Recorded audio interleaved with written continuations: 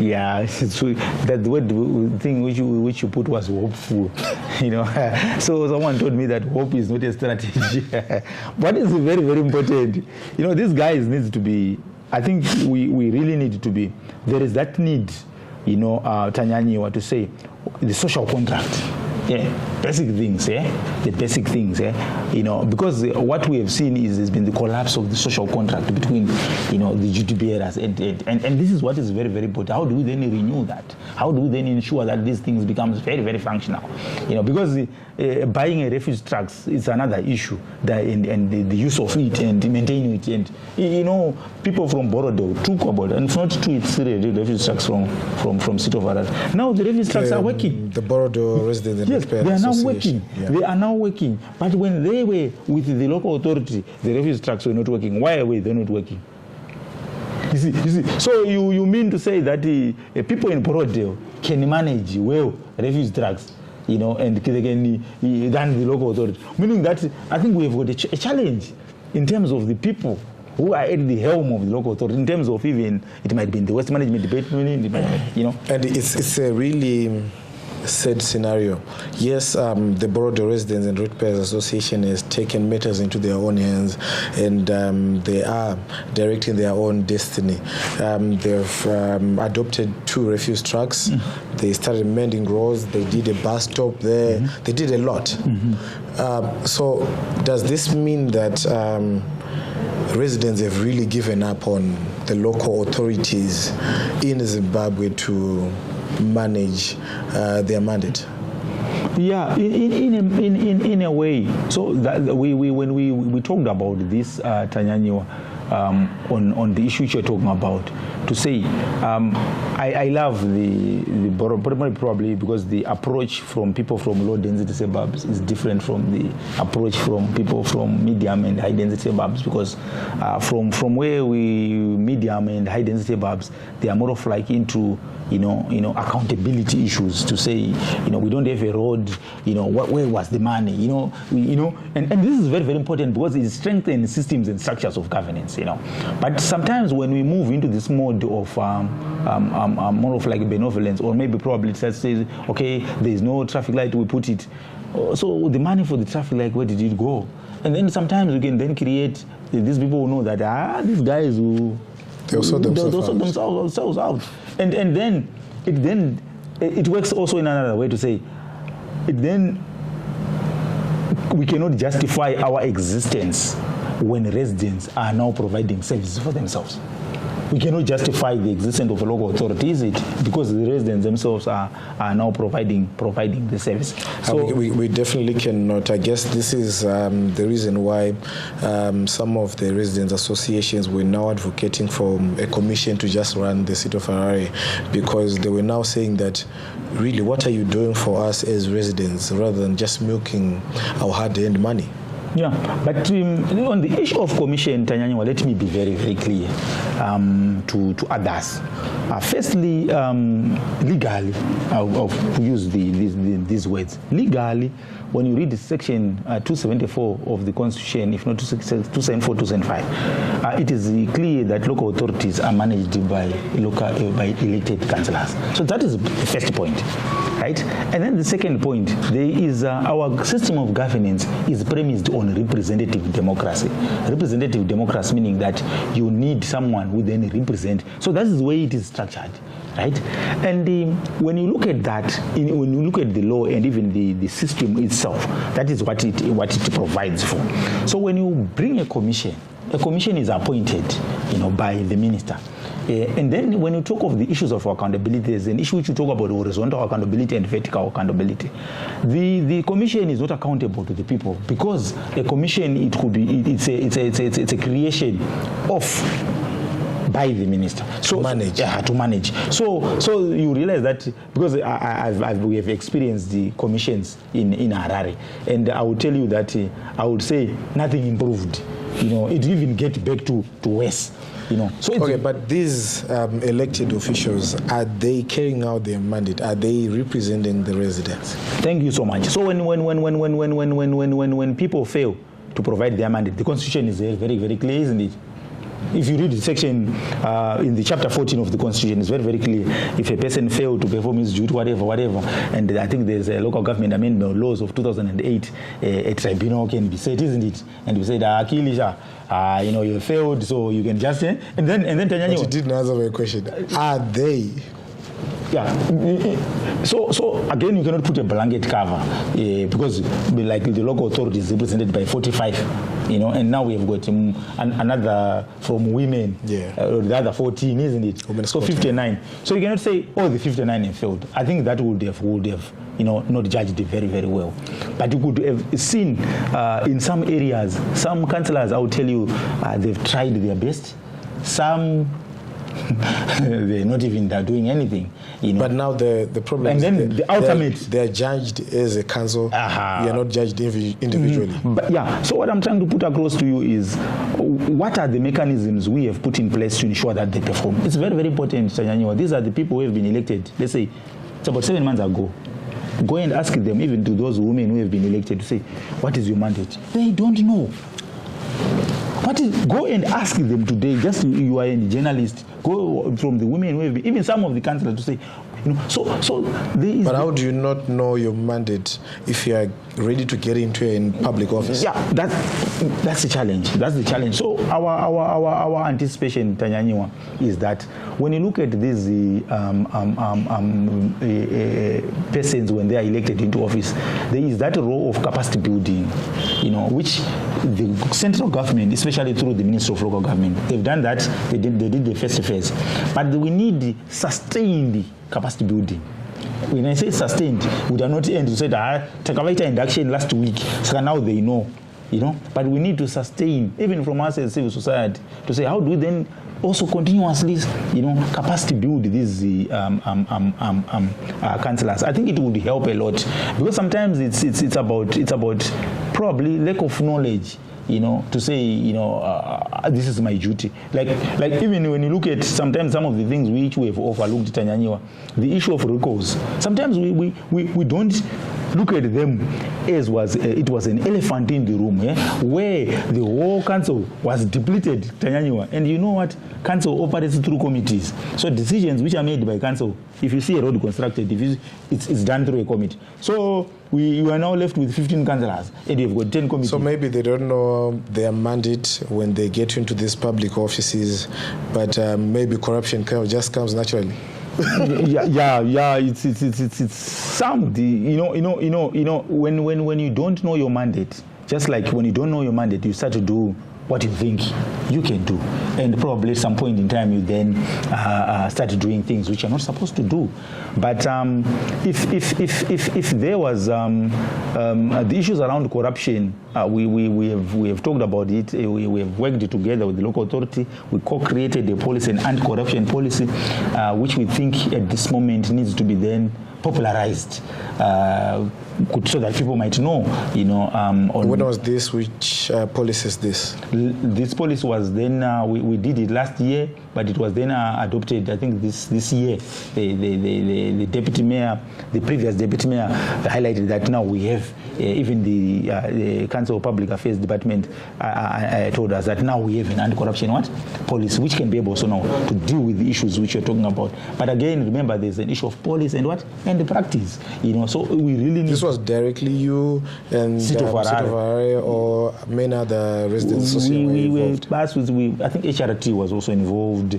I remember also some civic organization. We also got help from Transparency International Zimbabwe. What does this policy entail? This policy, it has got, I would say, provision of mechanisms of reporting corruption, and also mechanism to ensure that whistleblowers and stuff. Yes. It has got such, and also I want to say redress mechanisms when such happens. It had those principles of accountability, transparency. It is from the draft which we drafted. It had many other issues, even issues of hotlines, to say you can be able to report corruption on this.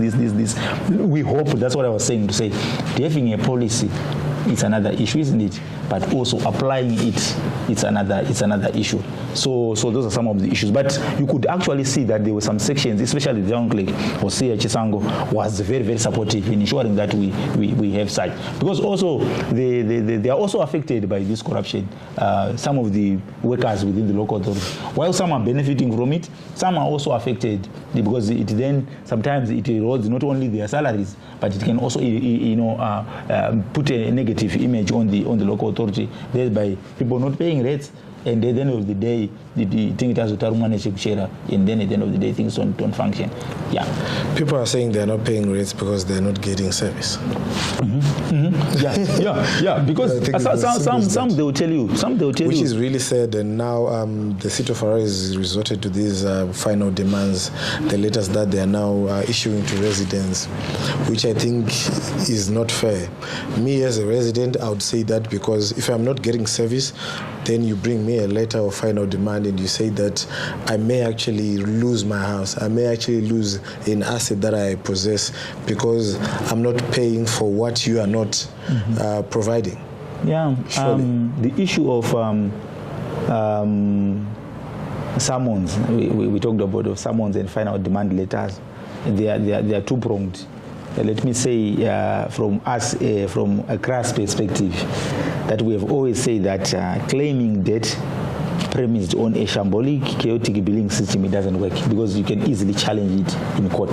It can easily challenge. But also to the resident, we have said this: don't ignore a summon. Because what has been happening, Tanyanyiwa, is that these people, they prey on the ignorance of residents, and when residents say that no, it's just a letter, it's just a letter, and then a default judgment is obtained. And when a default judgment is obtained, they will have power to attach property. And when they attach property, let's say for an example, if they attach this fridge, probably for a $200 debt, and you've got the master's fees on the fridge, you've got storage fees on the fridge. So this fridge, when it's auctioned, let's say it's $200. And then the master fee take is $50, and then probably the City of Harare ends up having $20, and then the $20 is put in your account. You still owe the City of Harare 108. So the idea of attaching property, it's just impoverishing. People were not getting services. It happened, I think, in Mabuku long back, and we had then to stop. We had then to intervene, and that's the time, I think, when this debt collector, we had then to deal with that. We did campaigns and ensure that lastly we went to the courts, and that was stopped. Because it was not only illegal, but it was immoral. In fact, it's immoral to claim a debt on a service which you're not providing. It's immoral. It's very, very dangerous. If we moment when you begin to do that, you are now becoming dangerous, not only to yourself, but even to the community. It's from our view, it's very, very unfortunate when such things happen. However, when residents receive services, Tanyanyiwa, we really need to pay for services rendered. I think that is very, very important. When we receive service from the local authority, may we pay, so that at the end of the day we become, because rights is also responsibilities.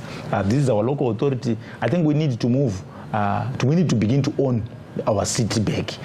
In fact, we need to reclaim this city back to its rightful owners, which are not politicians, which are not technocrats at the City of Harare, but we need to reclaim it, because at some point in time we have seen probably surrendering this local authority in the hands of other people, but at the end of the day we need to take responsibility to ensure that we reclaim all the issues which you're talking about, property ownership and whatever, can be able to be then arrested if us as residents we are very, very vigilant in ensuring that we reclaim this local authority back into our own hands and ensure that every person might be an elected or non-elected official account to the resident, and we follow up our money, which we would have paid.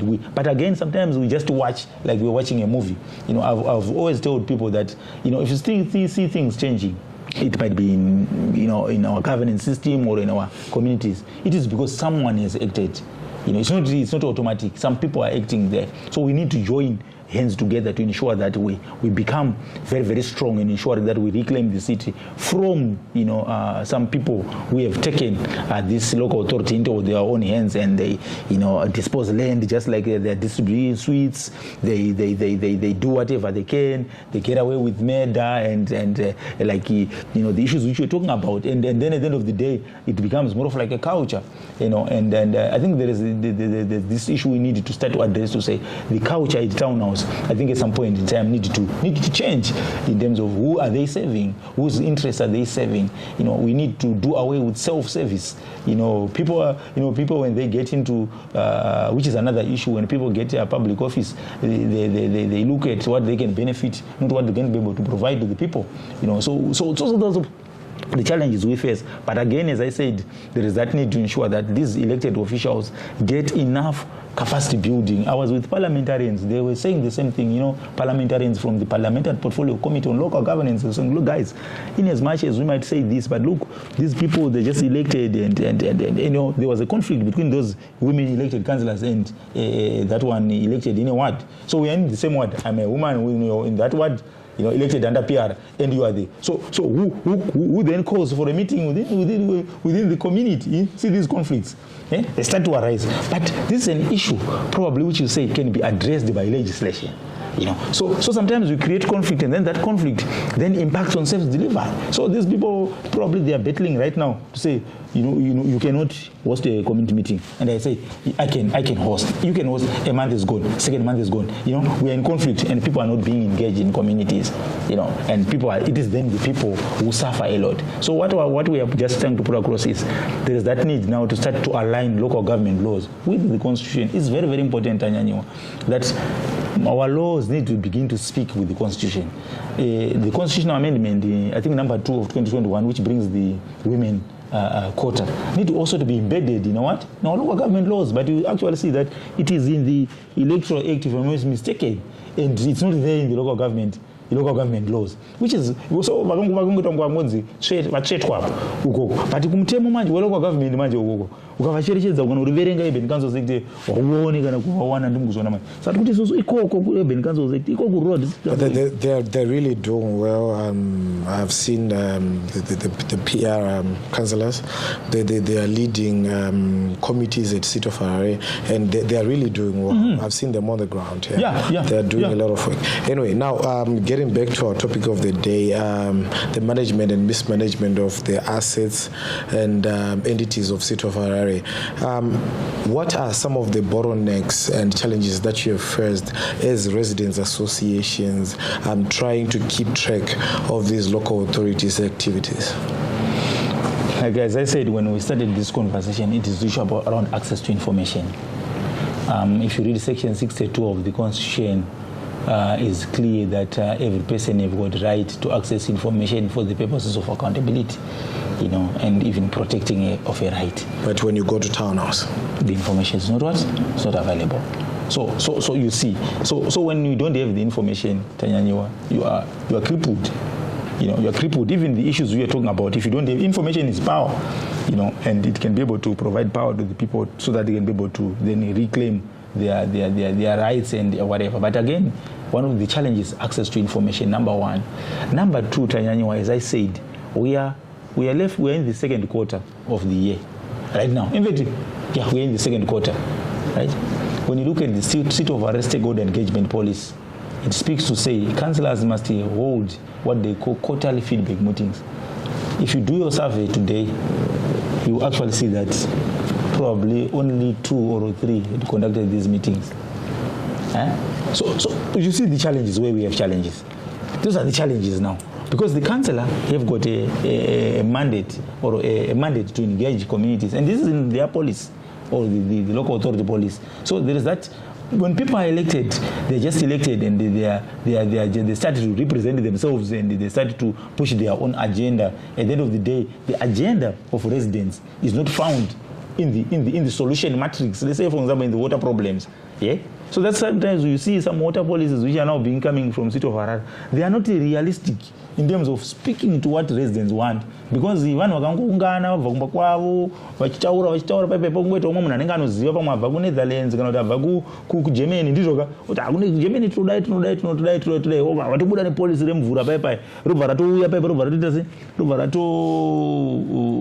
adoptwa, but vanhu vacho vanofanira kushandisa polisi ivo vari kumabvuku vari kuHopley vari kuchi havana chavakamboisa, or they did not put anything into it. So we need to move away from this top-down approach, which I think that has been killing the local authority of late. For the past year, I think it's a problem, let's say 7 months, we have seen a shift of citizen engagement in terms of how the local authority can do. Because previously I'll tell you that they were very, very proactive in doing that. Very, very proactive. In as much as they have their weaknesses, they could even tell you that at Mbare we lost the revenue from whatever because of this. Whatever, we are facing this challenge because of this, and we are doing this. So currently you're saying that we don't have serious technocrats at City of Harare? Yeah, I would say that some they are not saving people. You're right. That's for sure. We are worried, in fact. Some, if you look at some departments, you will actually see a culture. There's a culture in departments. The Department of Works, I will tell you that it has been the department which I think probably having challenges with the residents in terms of access to information, in terms of even the way it conducts its own business. And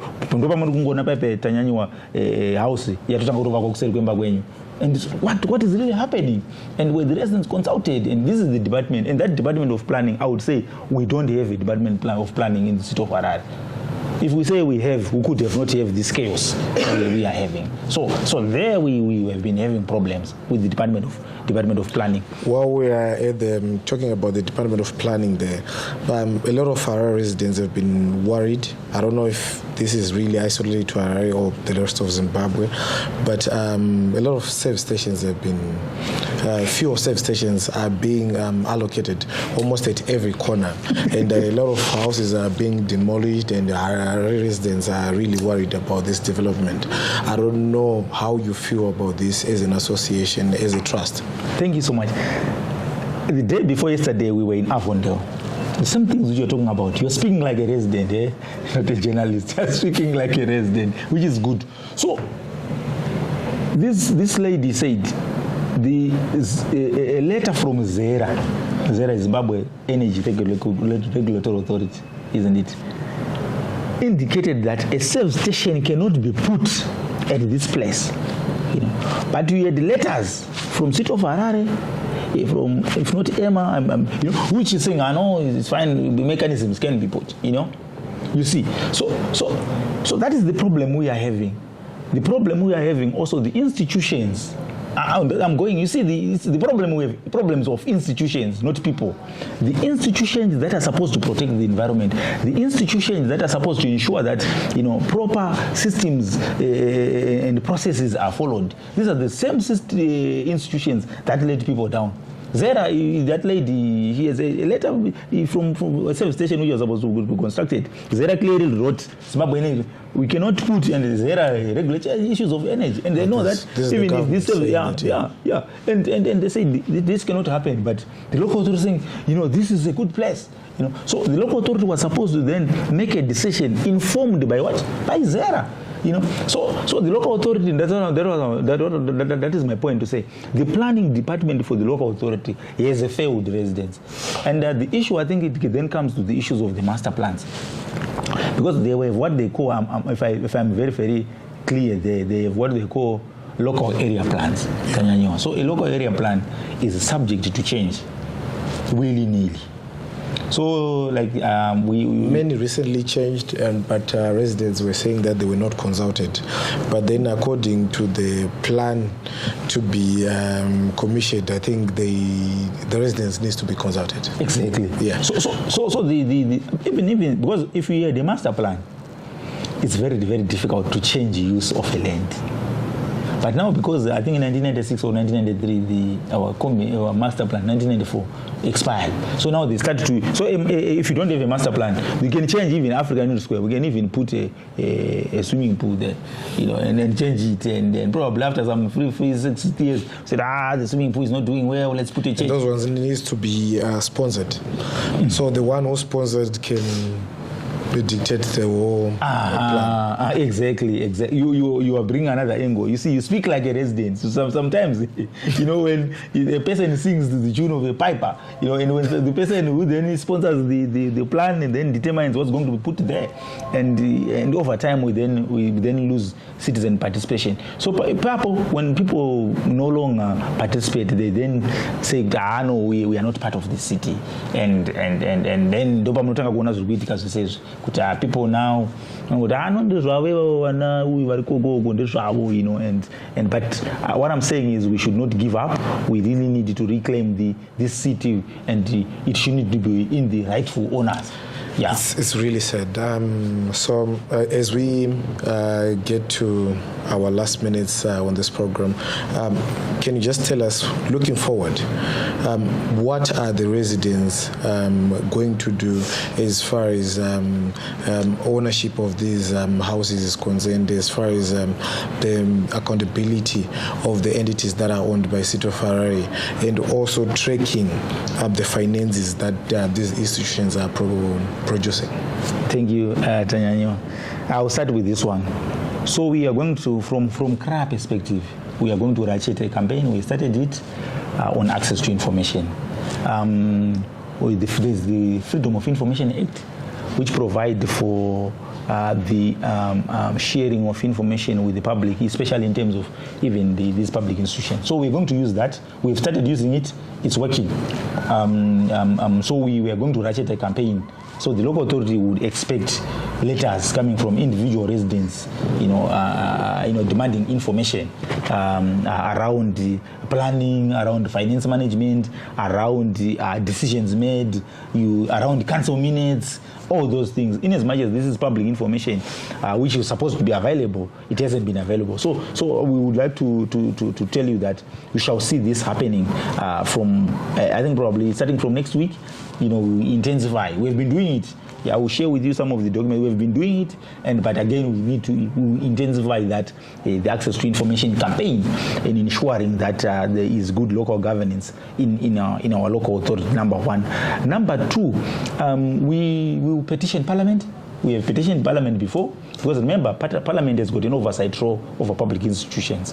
So we feel that we need to petition Parliament, especially on some of the matters. Even the issue of the Commission of Inquiry, which was put by the President of Zimbabwe, we had petitioned even Parliament about long before, I think around 2018, 2019, all the issues like, audits, etc. And because Parliament has got an oversight role over public institutions, we feel that there is that need to engage Parliament. But also furthermore to that, we then try to speak to the issues around legislation, to say, how do we then harmonize our legislation, our local government legislation? How do we then put teeth in terms of, in the Urban Councils Act, that it should be mandatory that in the Urban Council, to be very, very clear, it is mandatory that ward feedback meetings must be conducted. It should be mandatory that we need to have a ward development committee, in that, not in as in policy for the local authority, but in the Act. It's a very, very important. So we feel that because those are some of the systems and structures that can also be able to enhance accountability and ensure that the local authority, at some point in time, residents have got kind of like an oversight from the other side. And then we strongly believe that there is that need to support the recently elected councillors to be able to perform their mandate. We are going to resource mobilize and ensure that working together with the government, it's very, very important that we ensure that these newly elected councillors are supported in terms of capacity strengthening so that they can be able to deliver their mandate. But again, as we said, those who are also receiving services, they also need to what? To pay for the services rendered. And then the local authority, we will engage the local authority, especially around the issue of summons, because also we will start to also to educate. We started before, educate residents on our legal processes and how they can be able to respond to summons, because if we let them just like that, they fall into serious trouble. But again, above all, I think there is that need that as residents within Harare, we need to reclaim this city back to its rightful owners, number one. Number two, we really need to ensure that we play our big role in ensuring that we demand transparency, accountability, and even some of these entities which the local authority gave away, they need also to be back to the local authority. There's no need, of saying a quarry or your own quarry owes you millions. Yeah. It's really sad that today's councillors are no longer conducting feedback meetings. I mean, as far as we have heard of City of Harare councillors, they've always been failing residents. But in the previous years, they've been conducting feedback meetings, coming back to the residents and saying that, hey, you mentioned these issues, this is where we are, this is where we're going. As we conclude, can you just give us your last words and just tell us, maybe, do you think that service delivery will ever improve in Harare, other cities? Where are we going as residents? What should we do? Service delivery can improve if people have will to improve service provision. We remove those. I think when we mentioned the word bottlenecks, there are some bottlenecks which needs to be removed, or barriers which are barriers to service delivery. One barrier, the local authority must have a functional ERP, so that residents can be confident in paying their rates. That's number one. And then going forward, when you look at the issue of devolution, the government, they started disbursing devolution funds under Section 301, subsection 2 and subsection 1 of the Constitution, But again, it's just fiscal devolution there. We really need to look at other areas which needs to be devolved, such as administrative and political devolution, which needs to occur.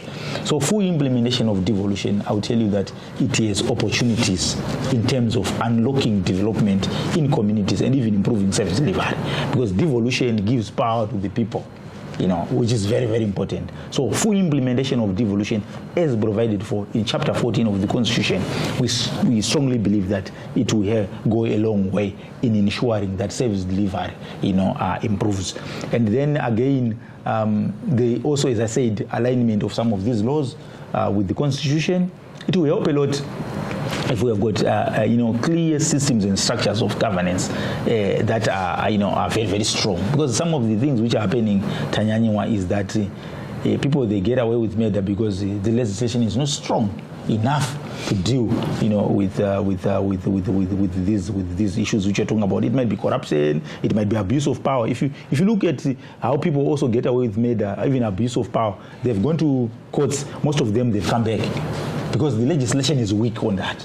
So again, when you strengthen our legislation, it can then be able to be punitive, but also be able to deal with such.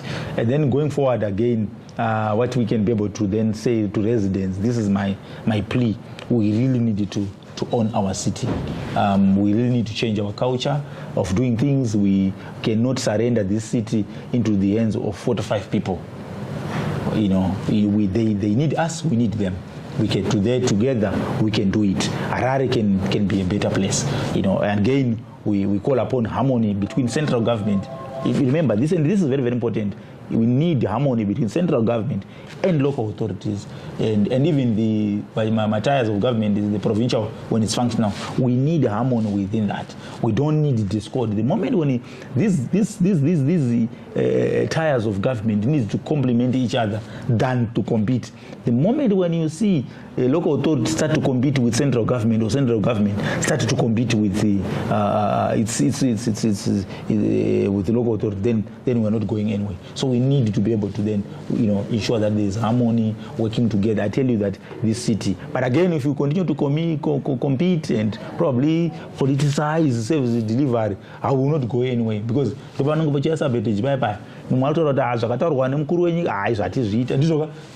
Moto ataura izvo tisi makansera handiti kumuzoona manje chingodaro apa vanhu ndo vanoramba vachisava okay ava vadaro these guys they've done that but they don't know that we are the ones who hold the pace of devolution funds. We're not going to give it to them, you see. So we really need to depoliticize the issue of service provision, but we can do it together. This is our city, this is our nation.